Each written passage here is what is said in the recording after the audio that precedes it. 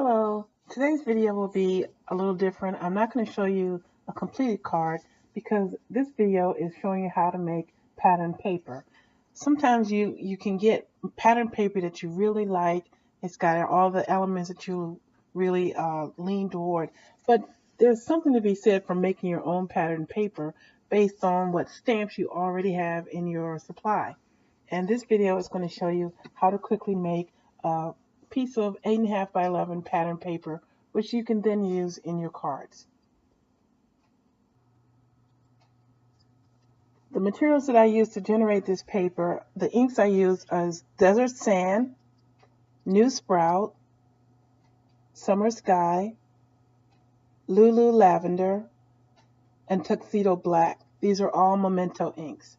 The Tuxedo Black I'm using just to generate the paper. I also use distress markers, Spun Sugar, Tumbled Glass, peeled paint.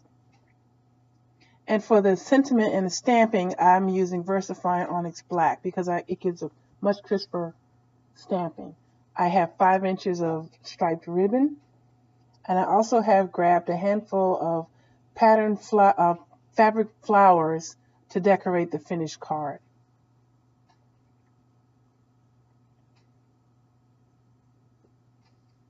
The stamps that I'm going to be using to generate the card is the Balloon Celebration from Stampin' Up! To get the happy birthday. And I have a Hero Arts butterfly and die set to get this flower for the card. This has a lot of cute image in it, and it also has dies to cut them all out. I'm not going to list the paper sizes that I use to generate the card. It'll be written in the comment section down below. To save time, I have already put the stamps that I'm going to use onto my blocks, and I'm just going to go through and start stamping. The thing about the making your designer paper, you want to be sure that you have a pretty good coverage of the stamps all over. Don't put too many bunched up. Also, it looks more realistic if you have some stamping going over the edge of the paper. And once I figure I have enough of that pink one of that stamp, I switch to the second stamp to do more stamping in the pink. Also, I don't know if I show this in the video, I'm stamping on my stamp mat, which is in fact an oven liner that I got from Walmart. It's silicone and it's non-stick, and it costs, I think, $5, $10, versus going to the store like Joann's or Michael's, and it costs $17, $19 for basically the same thing, and it's a lot smaller. So you can find this at Walmart, and probably they would have it at Target also. It's just an oven liner. So I'm just going through each of the colors one by one and just stamping all over, trying to be as random as I can, and also ensuring that I have good coverage and not too much giant white area.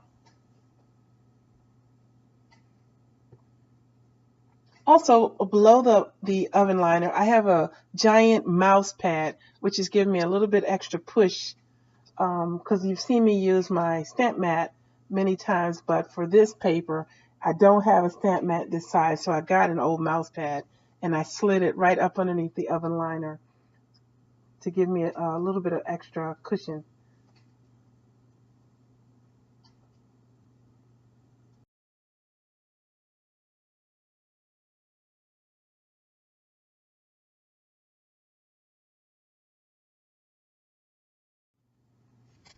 Now that I think I have a really good coverage of all the colored elements, I'm going to bring in the black, the Tuxedo Black. You have to be really careful when you're stamping black elements onto your pattern paper because it can quickly overcome the pattern because black is such a strong color. So I'm being very sparingly with the black. And since I want 2 different elements of black, I'm only doing a few on that one, and then I switched to this little butterfly, which I thought was really cute, and I'm scattering them all over.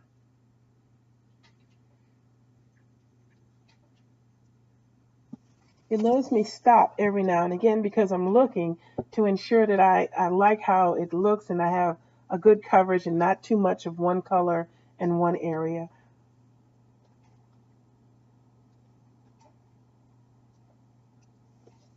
And after I cleaned up my mat, I realized that I had forgotten to do the green leaves. So there's no green on here at all. So I go back and get the green and add the leaves. And that also helped because it was a lot of empty spaces that the leaves were able to pick up and fill in. So you basically just keep this going until you're happy with the outcome. If you think you need more of one color, just put it in where you think it needs to go. And it's just, there's no right way or wrong way, just go for it. One thing to remember as you're doing your stamping is to turn your stamp so that it's applying the stamp from multiple directions and not just one samey look all over. Some upside down, some to the left, some to the right. Just be very random. That's the best outcome. And that's the finished paper. I like how this turned out. I think I got a really good blend of colors. I could have did a little bit more black, but it's good this way, I think. Now I'm bringing in my cutter and I'm cutting this new paper into sizes that I can use on my card. So I'm starting off with 2 cuts at 5 inches, and then I'm going to go and cut those pieces to 3 3/4. And all the little ending bits that I end up with, I'm going to use those on a card also. I don't waste anything but a very little bit at the end of this entire sheet of paper. So I can make 4 cards using the panels and another 4 cards using the strips. The long strip, I cut it at 4 1/4 so that I have 4 consistent sizes. And then the other one is 5 inches, so I cut the little extra off. And that is the only waste, those 2 little pieces.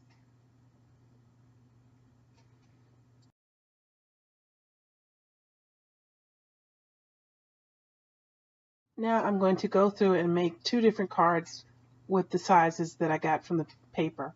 The measurements for these pieces of paper will all be listed below in the comment section so that you can refer there if you want to try to make this card yourself. I'm going to start with the card for the larger panel. I'm taking a white square and I'm going to stamp it with an image of a flower and a happy birthday sentiment, which I've already put on my block.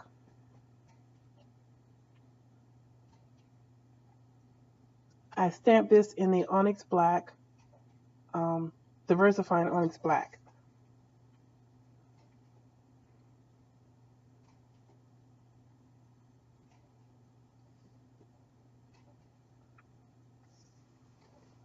Now that I've finished the stamping, I'm going to paint over the image with my distress markers. When you're using the Onyx Black, you need to wait just a second for it to dry completely before you start markering over it, because if you don't, you'll smear the ink. And I'm doing the little petals of the flower with the pink, the Spun Sugar.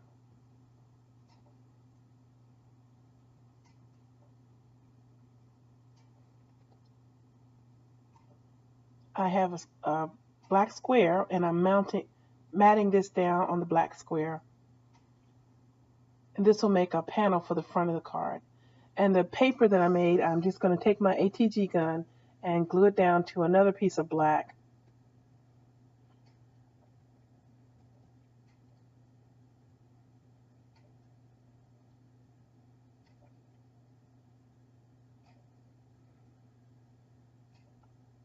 I'm gluing the ribbon on the panel, making sure that I've allowed enough room for the panel.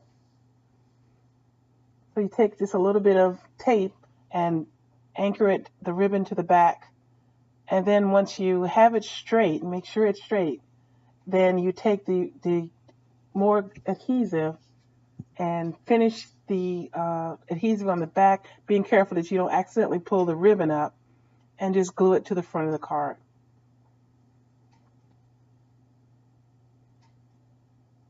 I'm grabbing some foam tape to pop up my panel.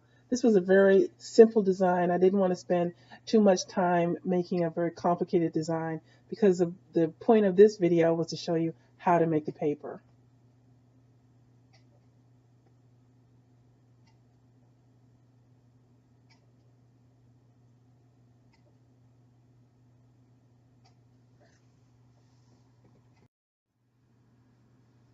Now that I have put the tape on, I'm removing the adhesive paper and putting it onto the front of the card. And you have to be sure that you get it straight. That's a real problem for me, and you see that I didn't quite get it the first time, so I needed to fiddle with it a little bit. The fabric flower, I decided to adhere to the side of the ribbon, also with foam tape. But after I got it on there, it looked kind of plain, and I decided that I would need to go back and do a little bit something with that and give it a little bit more interest.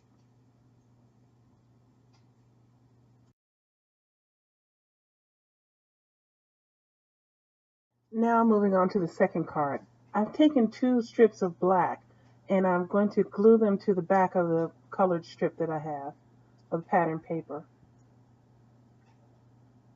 I could have cut a new full map, but I was trying to use up some little bits of scraps that I end up with all over the place.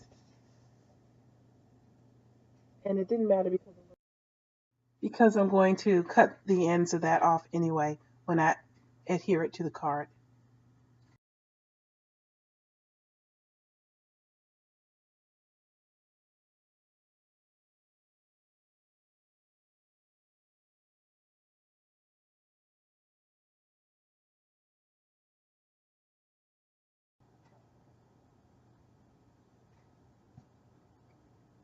Because this is a lot of ink, I'm trying to give a quick cleaning of it, but I didn't want to waste any more time, so I'm going to go back and clean that later. Now I'm going to stamp the happy birthday sentiment directly onto the strip. Because it's black lettering, it'll show up over the pattern paper very good.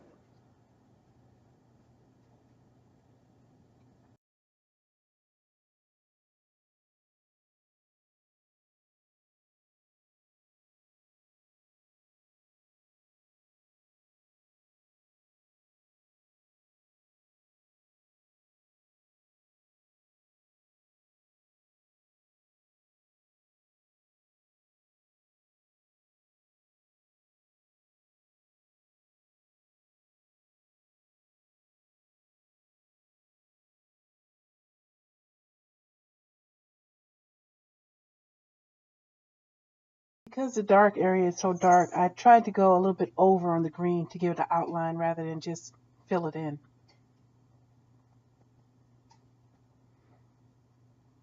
And now to assemble the card, just tape the panel down to the black mat.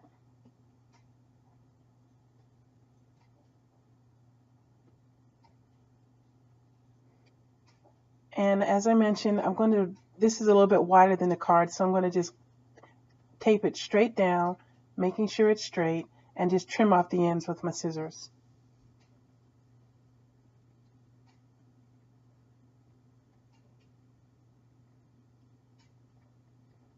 I want to put a little flower element that I made in the corner of the card. I'm using just the fabric flower, the ribbon, which I folded in half, and a brad. So I've taken a hole punch and I'm making a hole in the corner of the card because this brad prong is pretty wide and a whole paper piercer hole wouldn't do, so I needed to try something else.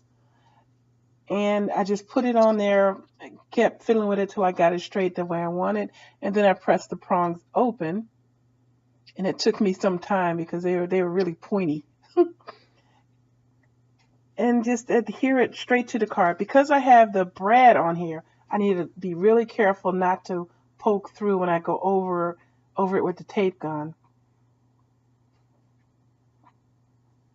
And that's it. That's the finished card. I hope you'll try this yourself. I appreciate everyone watching my videos. I'm going to add a little bit of bling and extras, and you'll see it in the finished video. But please subscribe if you like my videos. Thank you for watching, and have a good day.